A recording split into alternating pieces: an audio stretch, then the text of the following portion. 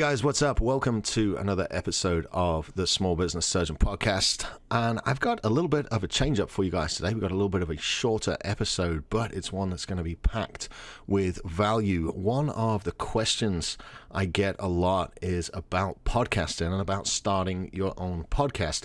And it's my job to be good at everything I do, but it's also my job to surround myself with greatness. So what I've done for you guys is we have sandwiched our way into his schedule. We have chipped away 30 minutes of his time, and I'm super pleased to bring you the author, a speaker, a coach, and more importantly, the founder of Podcast Launch Lab, Sebastian Rusk. Sebastian, welcome to the show, man.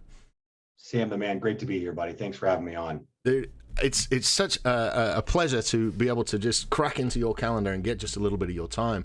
But one of the questions I get asked somewhat repeatedly now in my consulting role is, hey, I really like this podcast. How do I start a podcast for myself? And who better than you to bring onto the show and explain the benefits of podcasting and how the whole thing works? So tell us a little bit about yourself and tell us a little bit about Podcast Launch Lab. Absolutely. And again, thanks again, Sam. I really appreciate your time and the privilege of being able to be on your show and hopefully share as much value as I possibly can with your audience. So the story began about 11 years ago. I met a gentleman by the name of Gary Vaynerchuk back in 2011. And the game changed forever then. I had no idea what I wanted to do. A recession had taken place. I lost everything. I found myself moving from Southern California back to Miami, which is home, with my daughter in a duffel bag, having no idea what I wanted to do. I was introduced to a mutual friend that worked for Tony Robbins at the time because I had this awakening moment in 2010 that I wanted to awaken the giant within. I'm going to figure out what's next. Yes. I spent 2 years being a degenerate, drinking beer, sitting on the couch, feeling sorry for myself. Woe is me. And I think a lot of people did that between 2008, 2010. Dude, only 2 years? Yeah. Yeah, it was a good time. To be a degenerate, if you will, will. Yeah. People would ask what I did, and I say nothing. And I was asked that same question through the friend I was introduced to that worked for Tony at the time. In fact, she still works for Tony to this day. Part of his core team, travels with him, core team of 6. So I met with her, grabbed a cocktail shortly after being introduced to her, and I had shown her a video that I shot as I was trying to figure out what was next for me. And I'll never forget it. We were sitting on Miami Beach having a drink on a Friday afternoon, and she looked at me and she said, "Sebastian, what's next?" And I said, "I have no idea." And she said, "That's a problem." Now, that's the PG version of what she told me. Yeah, but so many people never take the time to figure out what's next. Like, no, nor did I even, you're not going to know what's next if you're not aware of what should be taking place. That's so true, man. That's so true. Or what's possible. So she looks at me and she says, "That's a huge problem." And I'm thinking, these are back in my offended days. He's very, very offended. I thought to me, who are you to tell me that that's a problem? I mean, why don't you worry about your own life? But then I'm thinking, like, she works with Tony Robbins and probably makes a significant income doing so. Maybe I should just listen up. And I said, so let me ask you a question. Why is that a problem? She said, "That's a problem because who's missing out on Sebastian while you choose to not show up?" And that's exactly what you're doing. You're choosing not to show up and figure it out. I never thought about that. I was stopped me in my tracks, and I thought, wow, probably a lot of people. I mean, I aspire to be a speaker. I've been in the social media game since the beginning. Maybe I can turn a business out of it. She goes, "Yeah, you sent me that video. You could start a YouTube channel. There'd be a lot of buzz around social media, social buzz. You could start a TV show." And I go, "What about social buzz TV?" She goes, "Hey, that's kind of catchy." Dude, can I back you up for a second? Yeah. I want to go back over what it was you said about depriving people of what it is that you offer. Yeah. That's just incredible. That's one of the biggest obstacles I run across with a lot of my clients. They don't realize that if they don't do something, they're depriving the world of their talents. Yeah. Who's missing out because of your bullshit? Yes. So, that's incredible. Sorry, please carry on. I just wanted to underline that fact for all the guys that don't have the confidence to get started and are wondering, what's next? Don't forget that people are missing out if you're not bringing the value you're capable of to the conversation. Yeah. Dude, that's incredible. Quick reminder, it's your responsibility. Absolutely. To figure that out. Yes. No one's coming to save you at all. So that Monday, I sent Social Buzz TV, those 3 words, to a designer, and he created a logo, which is still the Social Buzz TV logo to this day. Mm-hmm. And the idea was to be able to educate people and motivate people and differentiate myself within the social media space back in 2010, when social media was a very foreign topic that nobody knew a lot about. Well, I ran around town for about a year, evangelizing the fact that I'm starting the biggest, baddest social media company, and we're going to create content. We're going to educate people about social media. And I would go to networking events, and I would say, hey, Sam, if you let me in the door, I'll put together a video recap with my flip cam, and I'll give you the video for free. Just tell everybody that's here about me and who created the video, and let me in for free, because I didn't have the money to pay a cover anyway. So that's adding value to become valuable. That's how you did it. That's how you got in the door. Right. I started putting bow ties on one day, and the entire thing changed, because I knew that if I was going to make noise, I needed to be memorable. So you're never going to say no to a guy with a flip cam, my energy level, personality, and a bow tie. So I continued to rinse and repeat that process of going to networking events. And then one day I said, well, how hard is it to put one of these networking events together? So I went to a local Morton's around the corner, and I said, hey, can I do a networking event here on a Thursday? I just need you to give me 3 appetizers that you'll pass around. Provide the first cocktail complimentary. Nobody in Miami orders 1 drink. No one. Right. So people will spend money at your bar. Your people will meet my people. And we'll see where it goes. And they said, sure. I happen to know the lady that was doing the events there. She said, not a problem. It was in January. We could do it outside on the patio. I wrestled up some sponsors, sold a couple booths for $200, made the event free, let the sponsors pick up the tab. But I also asked the venue to have the room upstairs. Can I have the room upstairs for the following day? Because I'm going to bring everybody back after the networking event, and I'm going to bring them to my social media boot camp. So I charge $50. You come to my social media boot camp. You've already met me. You've seen me in an event. You've been to my event. You shook my hand. You talked to me. You said, what's this whole social media thing about? And you wanted to know more. So you invested in exploring what was possible with that. You came to my boot camp, and chances are after the boot camp, and I didn't even design it this way, but it would be go to a networking event, host a networking event, host a social media boot camp, and then people will go, hey, listen, I saw you at an event. I saw you at your event. I went to your social media bootcamp, but I need to figure this whole social media thing out. Can I hire you to help me? So if you had a budget and a pulse, you were my ideal client at that point in time, because you were going to pay me $200-300 to play around on Twitter and Facebook all day. So I spent a year evangelizing, having no idea how I was going to make money. And I would tell people that. They're like, how do you make money? I'm like, I don't know yet, but I'm figuring it out. And a year later, I did. So I started the Social Buzz agency in November of 2011. Right around that time, in between all that, somebody said, hey, you need to meet a guy named Gary Vaynerchuk. He's got a wine show on YouTube, and I think you guys would really hit it off. So I bought his book. Sebastian, man, I'm sorry to interrupt again. Shit, man, I'm sorry. But before we get into the Gary Vaynerchuk story, I want to just highlight how you managed to create what you created by going out and putting value into the community and generating your own event on your own time with your own initiative. Like, a lot of people out there think they can't do this, and it was just time, initiative, and work that got you. Gary. Well, Gary, Gary wasn't at your first event though, was he? No, but none of that would have happened. None of that would have happened if I would have not met him prior to. Right, I met him prior to all the event stuff starting to take place. Okay, but I want to underline the initiative and the creativity. That didn't cost you anything. Just labor and time and effort, man. So if you're thinking that we're special, like, we're not. We just take the initiative, because I host events too. Anyway, sorry, I hate to cut you off.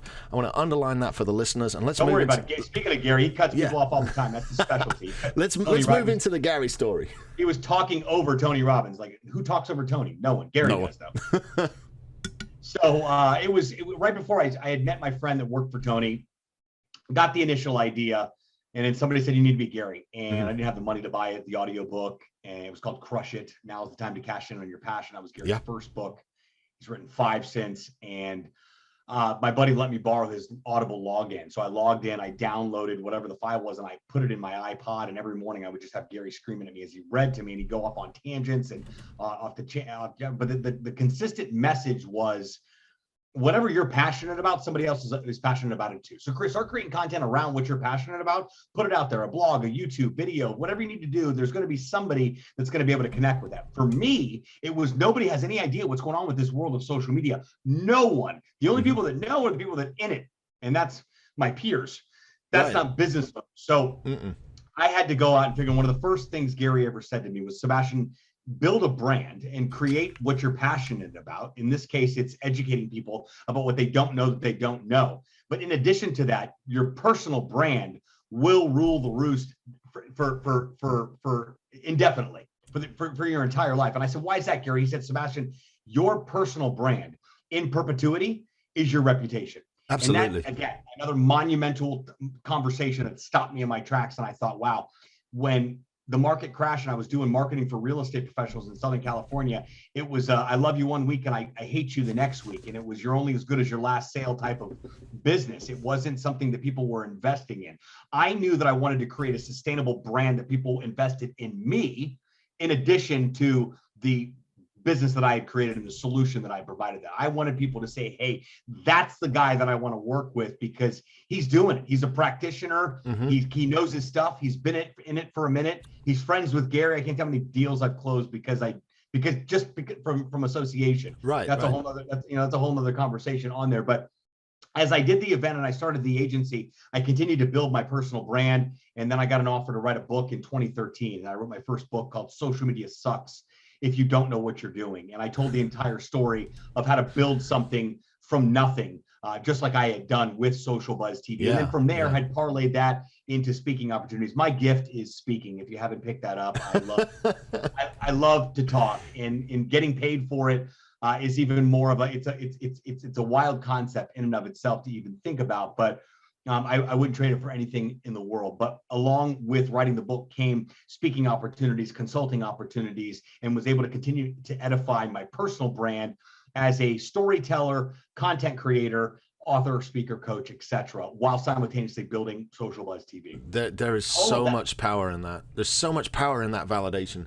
Because what you're doing is constantly validating yourself and your brand within the marketplace, and you are pushing content out onto people who are consuming it, and they are getting to know you, they're getting to like you, they're getting to trust you, and then all of a sudden they're getting to buy from you. Man, it's like you read the playbook and you went and executed, man. It's absolutely wonderful to have somebody on the show that has walked that path. It's funny that you mentioned that, because I got the chance shortly after meeting Gary in 2000. I was like late 2010, 2011. The dates all blur now. I know it was about 10 years ago. It was somewhere back then. Gary's second book came out, The Thank You Economy. And I learned a long time ago that airport rides and connecting with the people that are around the people you want to connect with. So admins, personal assistants, executive assistants, et cetera, is key. So I was able to connect with Gary's personal assistant at the time, a guy by the name of Phil Toronto. And Phil and I were able to connect via Twitter and email. And I said, hey, Phil, Gary's going to be in Miami for a book stop for Thank You Economy. Is he available for interviews? And I didn't hear back for like a week. And they finally hit me back and they said, hey, yeah, Gary said he'll totally do it. No problem. Book signings at 7:30. Gary said he'll meet you there about 6:30. I said, okay, sounds good. I get there and Gary literally just walks up the street. It was at a local bookstore here called Books and Books. And Gary just walks up the street. Now, social media people knew who Gary was in 2013. Right. That's it. If you're seeing Gary on the street, you don't know. This day and age, you'd probably get mobbed. But he just walks up, and I'm thinking I'm going to do a famous, flip cam interview in the hallway right before he goes into the book signing. And that was the furthest thing from what had happened, because the day before that, the phone rings and it's a video production company. And they said, hey, Sebastian, we've seen your work and we really like it and we'd love an opportunity to work with you. Do you have any upcoming projects that would be a fit? I said, yeah, what are you doing tomorrow night? And they said, we're available. I said, great. So they rolled in with a full video crew, lights, camera, action, the whole nine. And we had went into a separate section of the bookstore. It's a pretty big place, separate section of the bookstore, sat down, allowed them to set up. And I tell you, I spent probably I want to say a minimum of like an hour with us setting everything up and then executing the entire interview with Gary. I think we even held up the room, like they had a standing room only, people wait for Gary to come in and do his talk and talk about the book, etc. And we're in here filming this interview. But one of the first questions that I asked him was that I said, this is your second book, Thank You Economy, really driven to the point of helping brands understand the secret sauce in customer service and really showing up and being appreciative to people.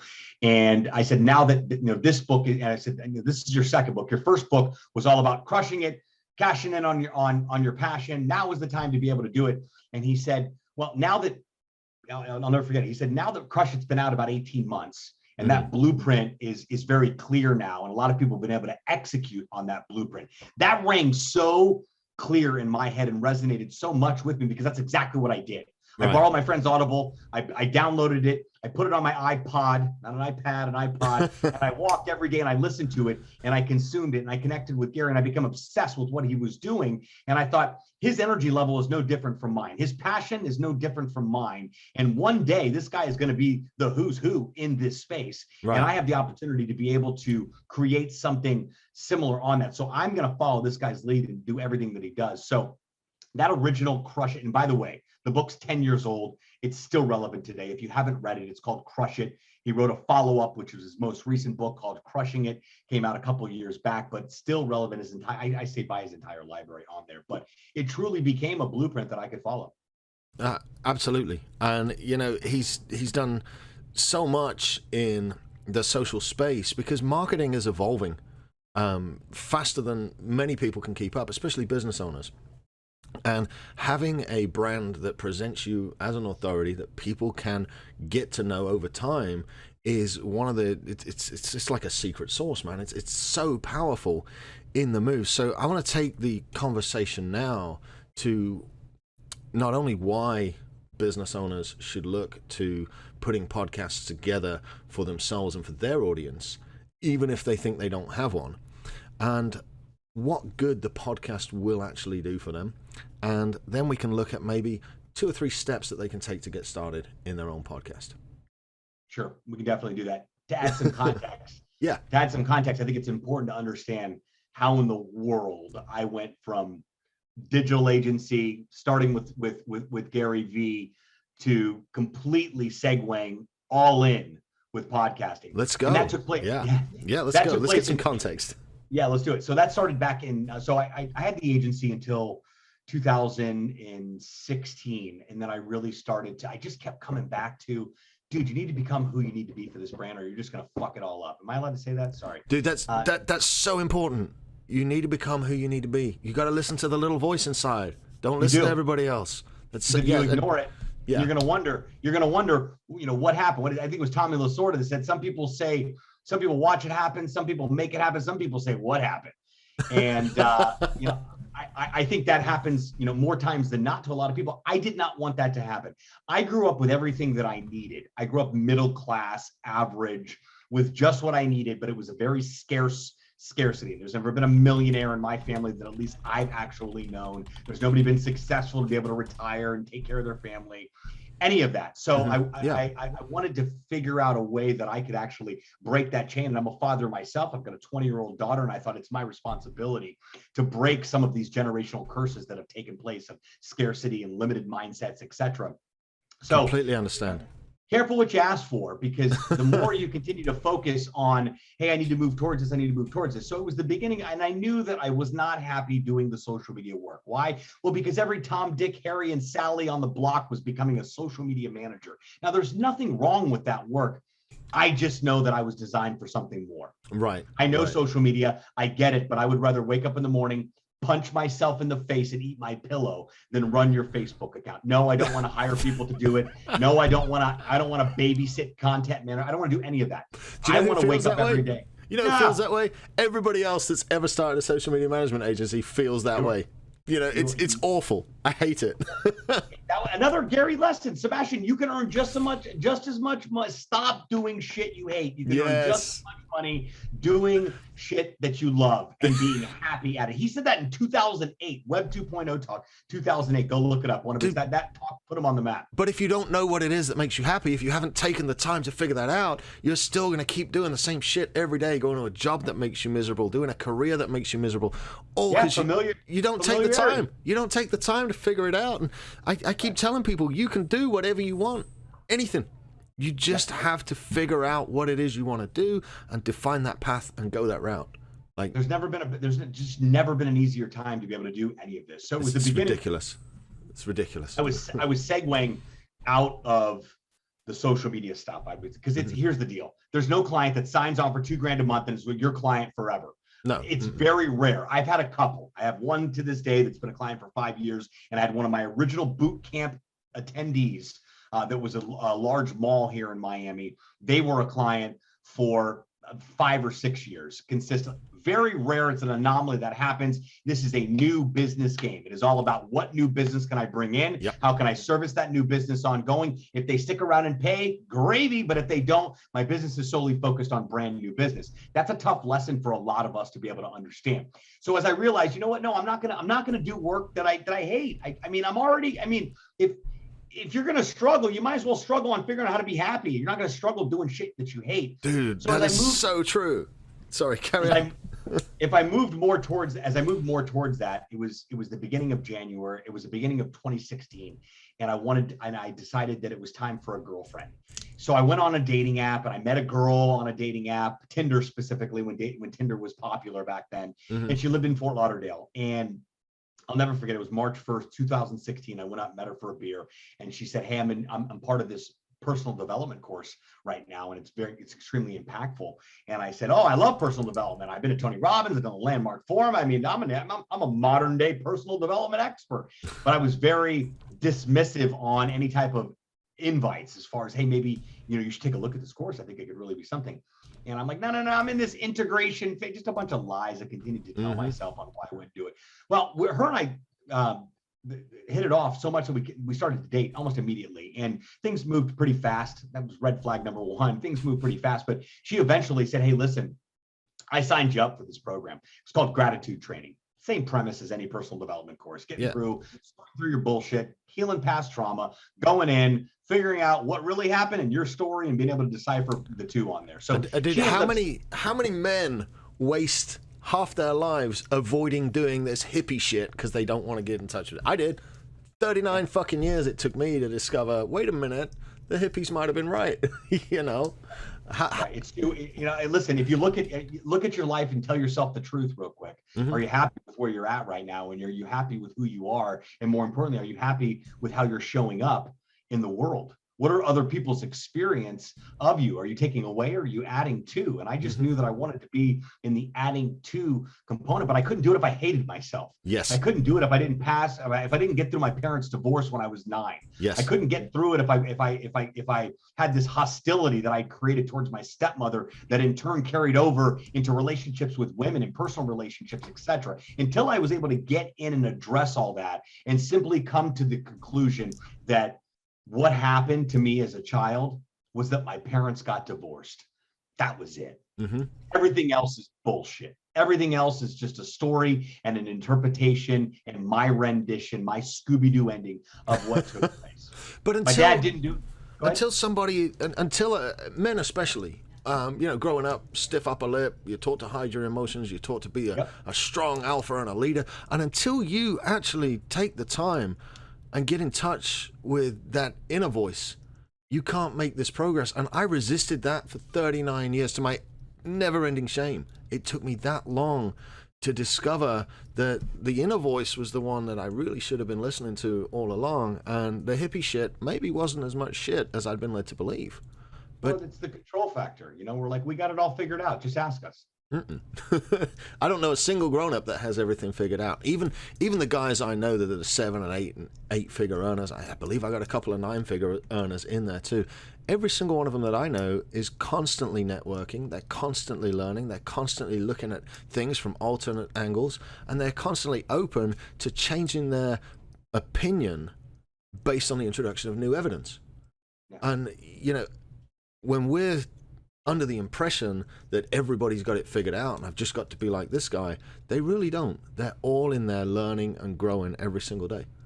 Absolutely. Some of us just know a little bit more than others, but most of us, all of us are figuring it out. And I think one of the most liberating things ever as a parent is the day you can admit to your kids that you're just making it up as you go. Yeah, I mean, it's completely true. Like, it really is, and it adds a human component to who you are. So I went through this program. Her and I didn't work out. She broke up with me, broke my heart. It was all twisted sideways. But a lot of stuff shows up in the midst of these when you go in and you're willing to do the work and you're open and you're willing to listen to that voice and get in there and say, okay, here's what happened. Here's what really happened. And when I could come to, because before the story was, well, my dad did this. And my stepmom did this, and they did that to me, and they did this to me, and it all clicked when the instructor came up to me and said, "Hey, Sebastian, when you were born, your dad held you in his hands, and never once did he look at you and say, you know what, one day I'm going to leave this kid." The only thing he did was say, "I love this kid with everything I have. He's my son." And he did the best he could do. That's so true. And that's it. So true. And a lot of us can't get there because of some and there's my parents getting divorced and having a stepmother that was, difficult to deal with is not even scratching the surface of some of the very traumatic things that have taken place with abuse in childhood. And I've heard of my fair share of crazy stories, which are extremely unfortunate. But what's important to understand is that they do not define us, and they clearly are not us and not where we're going. They're simply a part of our past and our opportunity to be able to grow and gain some perspective on where that was at. So I was able to learn self-love. I was able to forgive my dad. I was able to make the phone calls. I was able to clean whatever needed to get cleaned up. But most importantly, Sam, I was able to come out of this 100% accountable for my own life, realizing that everything is my fault.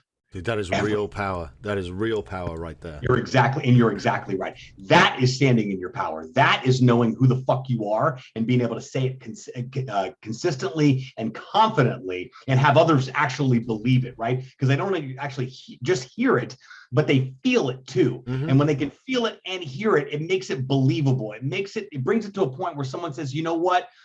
Because of that guy, I'm thinking a little different here, and I think that I can make that shift. And I think that's really what life is all about. Continue to evolve into whoever it is we are becoming. And through that process, and also healing, that healing journey, if you will, and a little woo-woo verbiage there, but healing through that process. And people say, so what do you do after you heal? Well, then you help others do the same thing, but you don't do it by telling them how to heal. That's their job. You do it by leading by example of saying, hey, here's what I'm willing to do in my own life. I'm 100% accountable for my life. Everything that takes place in my life is my responsibility and my fault. I'm not here. The only time I'm pointing a finger is when I'm standing in front of a mirror. That is the only time that happens. And that power is something that you can, and I still had no idea. So I joined this course in I think it's May or June of that year. Her and I have been dating a couple months. And I joined the course. And when you go in and start doing some real work, it gets ugly, it gets gnarly. And I took an unplanned sabbatical. I was already letting clients go left and right because I hated the work. I had no idea I'm going to pay my bills, how I'm going to get by. Had a couple speaking gigs, so I was good for a couple of months. But I had no idea how I was going to get through. I still don't know how I made it through 2016, but I did. So I got through that program, got through the breakup, got through all of that. And by the time that was all done, it was around September. Had another Tony Robbins awakening moment. Wake up, got out of bed, out of my way. I'm going to handle this. This stops today. Even though I'd gone in and healed, I was still in this emotional space because shit comes up and you're very emotionally driven and you're not that motivated because you're just figuring things out. You're relearning yourself. You're relearning your new way of thinking. So it takes a little bit of time, but it also takes action. It takes the ability to say, you know what, this is where this stops today because I said so.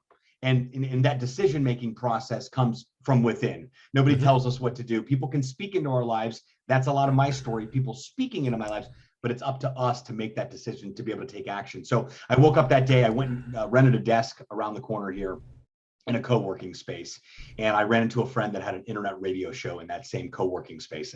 And her and I had seen each other here and there. And I called her my business flirt. I would see her all the time, single mom, single dad. And we would chat it up and I'd say, hey, how's your internet radio show going? And she said, great. And I said, how do you know? And she said, I don't know. And I said, wow, that's a problem. Have you ever thought about starting a podcast? Yeah. And she goes, no, I have no idea how to start a podcast. I don't even know what a podcast is. And I'll never forget it. We were in the elevator and she pokes me in my chest and she goes, why don't you create a solution to help people start a podcast? Now, Sam, I came out of this training program wanting to know what's next. I don't want to do social media stuff anymore, but I want to stay in the social space because I've got a reputation. I've written books. I speak on the topic. How can I whittle down and really find that niche? And bingo, podcasting was it. So I walked her down to her car, came back up to my desk, took out 3 sheets of paper, and I wrote out the entire game plan for what would become the Podcast Launch Lab, which would be a turnkey podcast launch solution to take marketers and entrepreneurs from idea to iTunes in 90 days or less with a proven podcast launch solution. And I slowly started to phase out social buzz clients and just start beating that podcast drum even louder. And when I sometimes the louder you beat the drum, especially earlier on, the more people tell you that you were completely out of your tree, which a lot of people still did.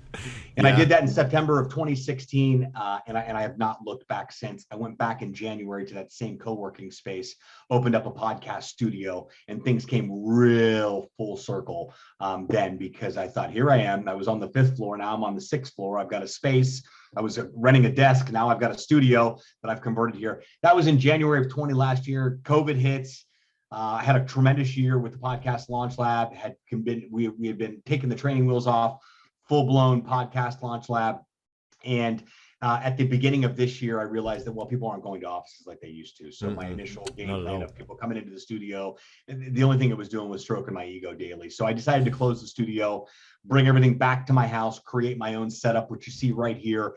And then as things start to open back up, reconsider that solution. But second book came out in the midst of the pandemic. It was a challenging time for a lot of people, but I opened the studio, continued to go all in with podcasting, wrote my second book that dropped in December of last year, called Podcasts Suck. If you don't have one, hence the t-shirt. Love the shirt. I wrote the book, told everything I know about starting a podcast, the who, what, why, and where, all the steps we utilize at the podcast launch lab. How do you start? How do you pick a name? What equipment do I utilize? How do you market it? But I really got granular with mindset and the commitment and the understanding of getting clear with your why, and how the why can carry you into and create momentum for you to be able to continue. Because starting something's one thing, continuing it. Well, the why is the most important part. It's, why am I doing this, and who am I trying to communicate with? What's the message? Because if there's no solid why, then you run out of steam. This isn't easy, putting on podcasts every week. It's not easy monologuing for half an hour and talking to you guys that are listening. It's not easy. It's a huge amount of commitment.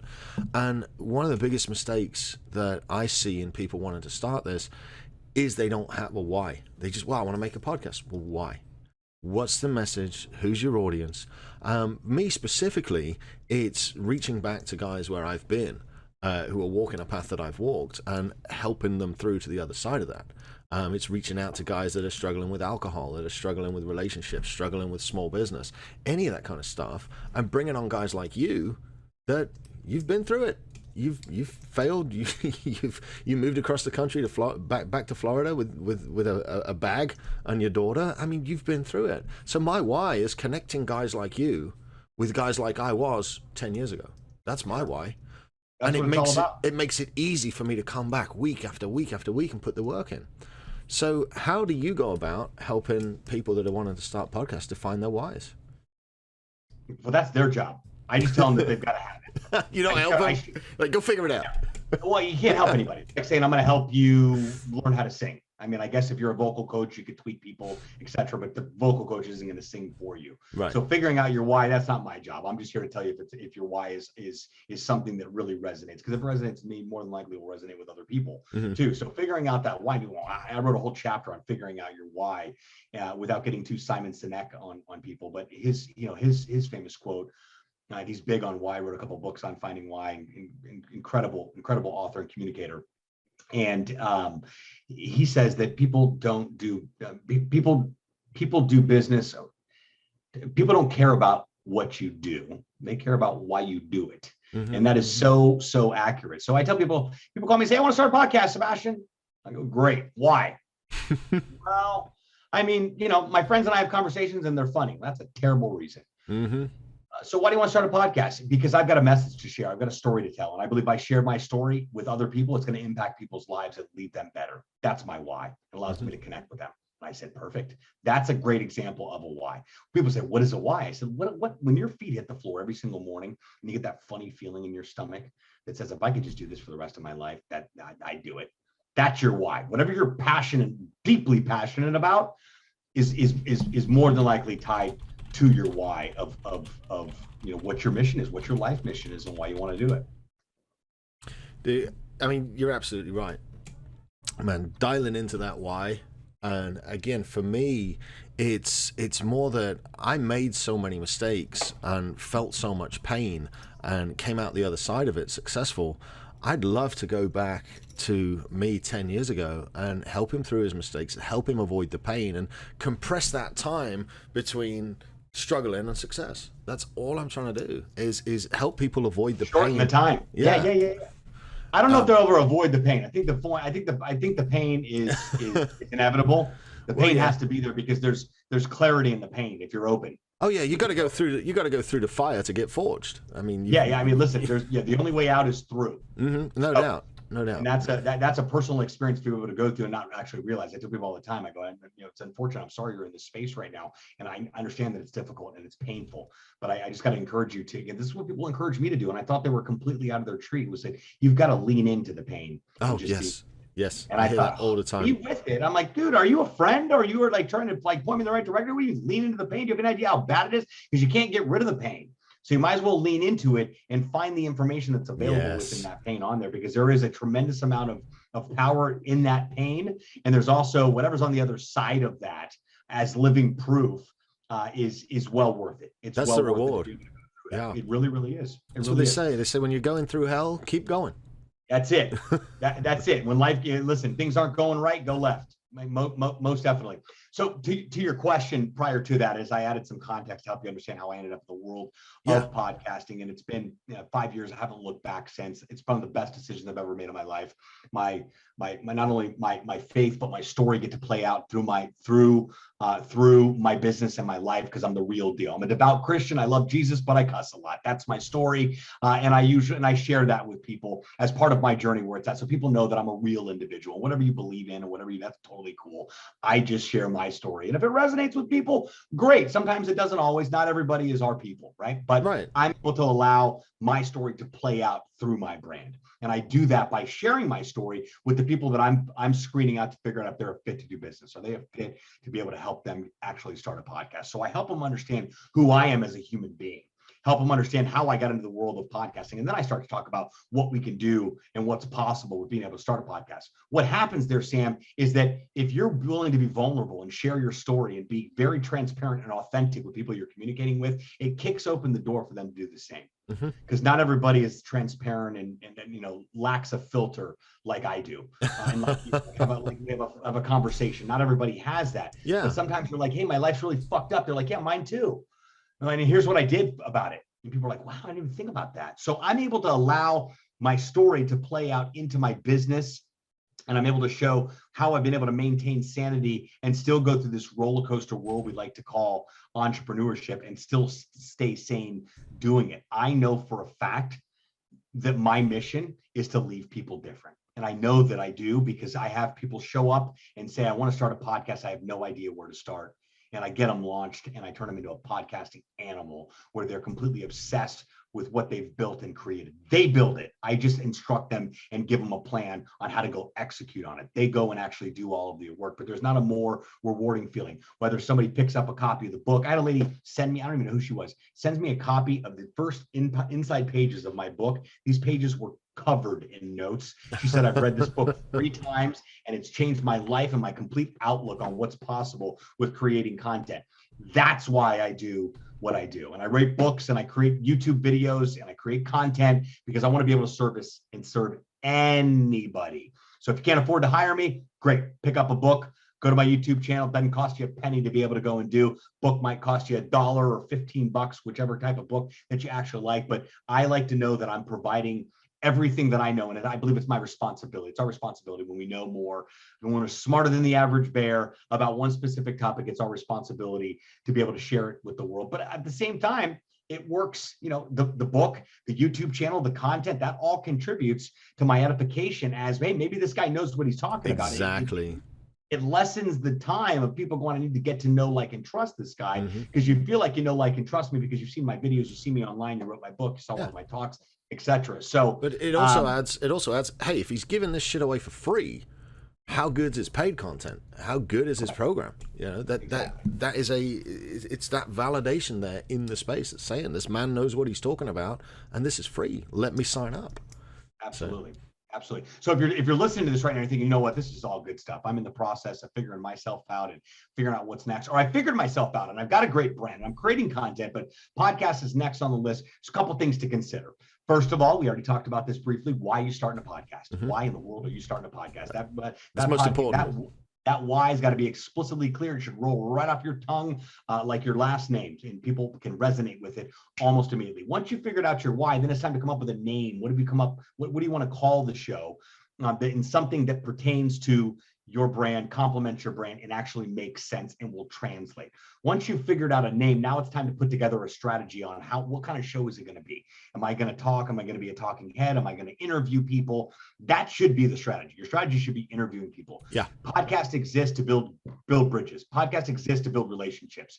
Getting someone on the phone for another sales call, or figuring out how we can help each other is becoming very, very common these days. You've got to stand out from the noise. Yes, I completely Being able to agree. say, hey, Sam, love to have you on my podcast. It's an incredible way to productively pick your brain. And if you don't have a podcast, by the time we've gotten done with our interview, I can assure you that I will say, Sam, when are you starting a podcast? And more times than not, you're going to say, I got it on the list, mate, but I have no idea where to start. Is that what you do? Yeah, great. Let's schedule a call and go from there. I can't tell you the amount of people that I convert from podcast interviews. So coming up with your why, create your name, and create the strategy for it. I'm going to do an interview series. Is it going to be once a week? Is it going to be twice a month? Just figure out a consistency and stick with it. And then from there, it's creating your podcast cover art. If you're a do-it-yourselfer, you can create your podcast cover art in Canva. You can go to Fiverr and hire someone to be able to do it. And then you're going to need an intro and an outro for your podcast episode. By the way, we do all these services at the podcastlaunchlive.com for existing podcasters. Shameless plug.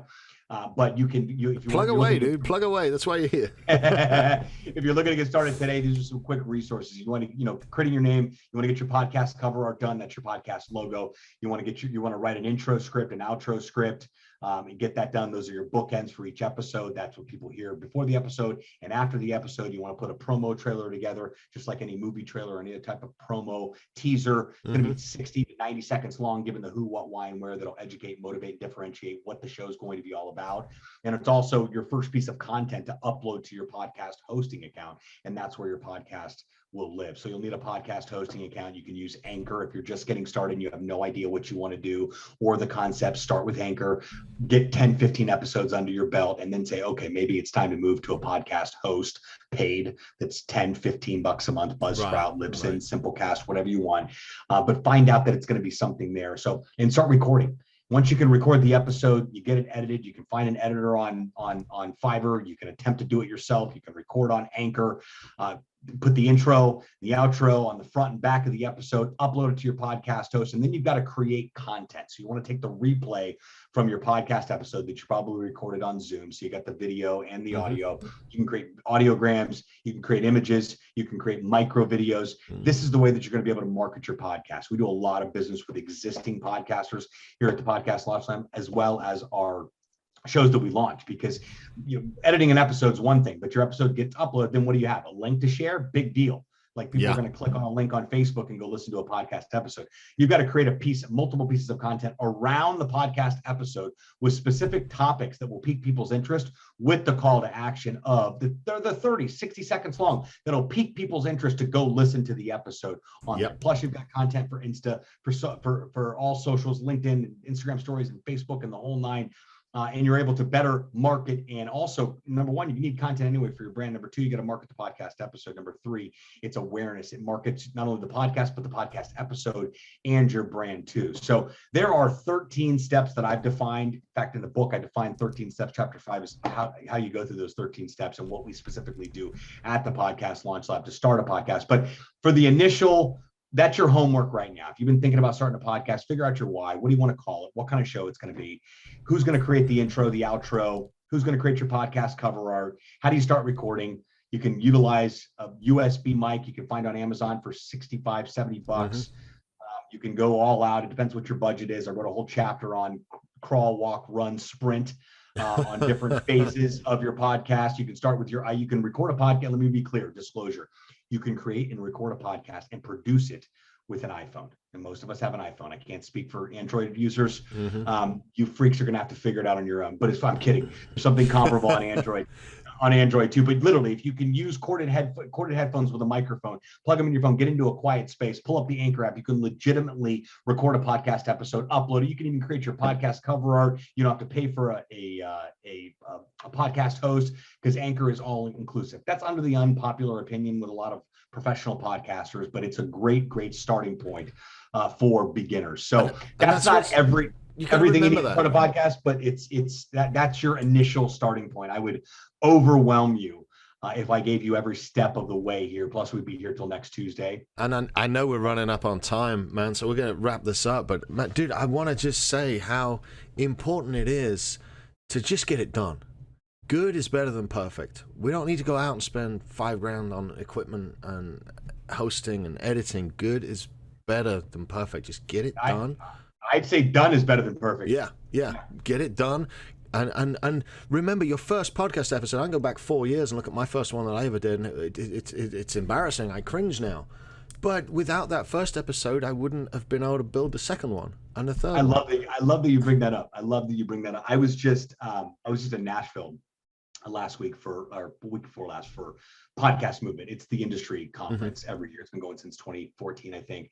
And my good friend John Lee Dumas was there. John's probably the best podcaster on the planet, in my opinion. He's built a brand, Entrepreneur on Fire, over the past 20 million. The guy's just absolutely crushing it. Super familiar with that guy, yeah. Yeah, man, JLD's the man. So he was on my podcast last year, and we got into the conversation extensively because him and I connected in one of my clubhouse rooms. And I had known him forever. We were at a chance to really, really connect. He was in one of my rooms, and his book was coming out. So it was good timing. We had a chance to connect further, and I had a chance to get him on the show. And we talked about that first episode because he said in Clubhouse, listen to me, people. If the only bit of advice you take today is this, it is that your first episode will suck. Mine sucked. Yours sucked. Mine sucked. Yep. It is just part of the process. Your first YouTube video sucked, your first piece of content, etc. But specifically speaking to podcasts on here, and he said randomly he opened up Apple Podcasts that morning before our interview and opened it up, and for some reason Apple Podcasts, their UI is terrible, so I wasn't shocked. But his very first episode of Entrepreneur on Fire popped up, and he thought, for shits and giggles, I'm going to just press play. And he goes, when I say that it was like claws on a chalkboard. I was literally cringing, but it was such a great reminder of how far I've come. It really, really is. And I look back and I see the same thing too. So yes, to your point and to JLD's point, your first episode will suck. Do it anyway. Yeah, I mean, you fell off a bicycle the first time you tried to ride one, and now look. Yeah, exactly. I love that you say that. I say it all the time. Have you ever read a book, Sam? You ever read a book? You ever rode a bike, Sam? Never. But you ever fallen off that bike? What'd you do, Sam? Got back on that bike, started pedaling. And listen, life and podcasting works the same way. But the first episode brings you to the second episode, brings you to the 100th episode. Yeah. So give yourself time and give yourself patience to evolve. I used to wear big Poindexter glasses before the bow tie because I wanted to be memorable. Then everybody started wearing Poindexter glasses, and all the hipsters in town with their skinny jeans. So I said maybe a bow tie is a better option on here. But I allowed myself to evolve. Now I wouldn't put a bow tie on if you paid me. Well, maybe, right. But it allowed me to have that differentiator, have that one thing that people were, hey, the guy with the bow tie. Bow ties never go out of style because bow ties were never in style. That's a good point. It allowed me to separate myself from the noise that's out there. There's a lot of noise that's taking place. But if you're listening to this right now and you're thinking, you know what, I've been thinking about starting a podcast, and this has really helped me come full circle, that this is something that needs to start like this week, and you need some help with that, I'd love to have a conversation with you. I'll talk to anybody for 10 minutes about their. Well, do me a favor, Sebastian. I know we're up on time here. I know you got a tight calendar, my man. First off, I think we'd have many great conversations over cigars or something over the years. I think you have been a very entertaining and very interesting guest. So thank you immensely for coming on. Please do me a favor right now. Just list out exactly where you want the listeners to go follow you and how they can take action and get a hold of you. Absolutely. Well, first of all of these links are going to be available in the Small Business Surgeon show notes, which is the description of this podcast episode, in case you're wondering what show notes are. So don't worry if you're driving. I need a pen. I got to write that down. No. In the event everything's in the show notes. Yeah, we list it all for you guys. Exactly. But in the event you got a pen handy and you want to write it down real quick, a direct link to my calendar to schedule a time to chat about your podcast idea and see if you're a fit for our program is podcastlaunchlabnow.com. That's podcastlaunchlabnow.com. That'll bring you, just type in your email address, bring it right to my calendar. You can pick a day and time that works for you, and we will absolutely make it happen. You want to learn more about what's going on at the Podcast Launch Lab, you can go to podcastlaunchlab.com. So podcastlaunchlab.com. Of course, the book dropped in December. It's everything I know about podcasting. So I tell people, if you not just read this book, but if you do exactly what it says, you will have everything you need in order to start a podcast. You can go to podcastsuck, that's plural, podcastsuck.com, bring it right to Amazon. It's $1 if you've got Kindle. If you've got Kindle Unlimited, it's free. And if you're old school and you like to mark it up and take notes, I know that I do, a copy will set you back about $15. If you really want a signed copy from me, then reach out, schedule a call, let's have a conversation. I will get a signed copy of this bad boy in the mail. And again, I have an entire library over on my YouTube channel that I'm incredibly proud of that gives you everything you need to know about starting a podcast. And that can be found at youtube.com/podcast launch lab. Okay, I'm done pitching. Dude, wonderful. Man, I will absolutely be picking up a hard copy of that book. I'm a huge fan of having paper in my hand and being able to notate stuff. And who knows, man, I've definitely learned a few things from our conversation. I'm sure there'll be more there in the book. So if you are interested in setting up a podcast and want to know the ins and outs of it, Sebastian Rusk is the guy to go to. It's been a wonderful conversation, Sebastian. I really appreciate you squeezing us into your calendar. We're way over to 30 minutes, but there was way more than 30 minutes of value in the conversation, so I appreciate it. And another big lesson I learned from Gary, Sebastian, always make time for people. I don't care how crazy things get and how successful you become. And he still lives that to this day. He's probably worth 800, 900 million now at a minimum. It was second round of Facebook and Twitter and Uber investor. You can only imagine. He's at a mountain of success. The guy still gets mobbed, refuses to take security. I know because I run into him these days. I'm the MC for the event. He's the keynote. And I see the behind the scenes stuff where security is available if you need it. And he said, no, I want to get mobbed. I want to take selfies. I want to answer questions. I want to hug people. I want to be able to connect because that is truly what it's all about in this world, in this life, really, is connecting with people and the relationships that we build. So, Sam, it's been my absolute pleasure. Thank you for this opportunity. I hope that I've been able to serve you and your audience. And I look forward to you and I connecting further. Absolutely, Sebastian. It's been wonderful. All right, guys, we're going to wrap it up. Let him out of here. That is Sebastian Rusk. Go check him out online. And as always, you'll be good, be safe. And if you have gotten anything at all from this podcast, please run and leave us a review on iTunes, download the show, subscribe to it. Everything helps get the word out and helps other people hear the messages that we are dropping. All right, you'll have a good week. Stay safe, and we'll see you on this week's episode of Friday Fire. Take care.